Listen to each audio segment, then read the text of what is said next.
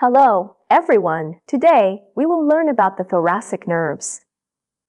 There are 12 pairs of anterior branches of the thoracic nerves.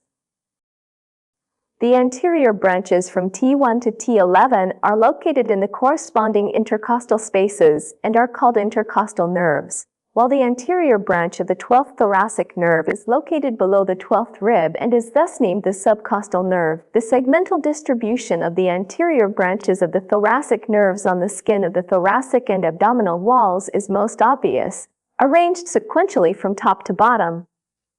For example, the distribution area of T2 corresponds to the plane of the sternal angle, T4 to the plane of the nipple, T6 to the plane of the xiphisternal joint, T8 to the plane of the costal arch, T10 to the plane of the umbilicus, and T12 to the plane of the midpoint of the line connecting the umbilicus and the pubic symphysis. Clinically, sensory disturbances in the segmental distribution areas are often used to infer the location of the injury plane.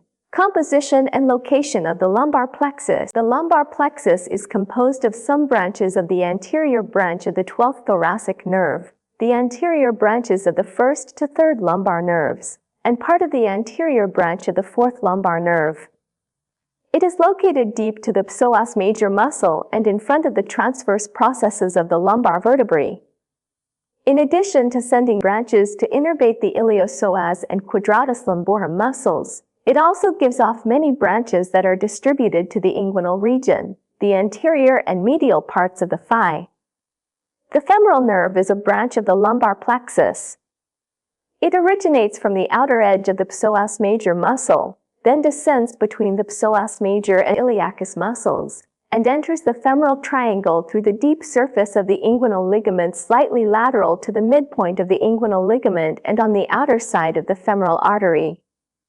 It has several branches. Muscular branches innervate the iliacus, pectineus muscle, and quadriceps femoris muscle. Cutaneous branches include several anterior cutaneous branches that are distributed to the skin of the anterior thigh and knee joint.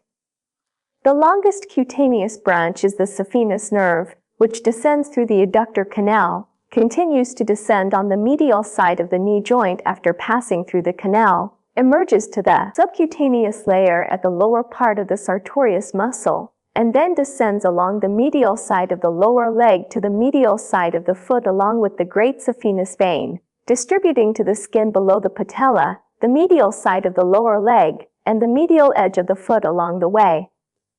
In addition, the femoral nerve also sends branches to the knee joint, the femoral artery, and its branches.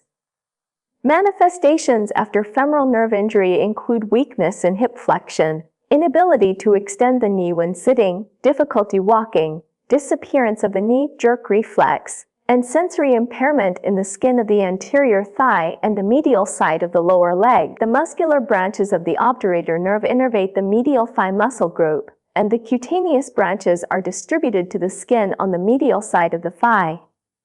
When the obturator nerve is damaged, there will be a sensory disturbance in the skin on the medial side of the thigh. In this class, we have learned about the segmental distribution of thoracic nerves and the lumbar plexus. In the next class, we will start learning other chapters.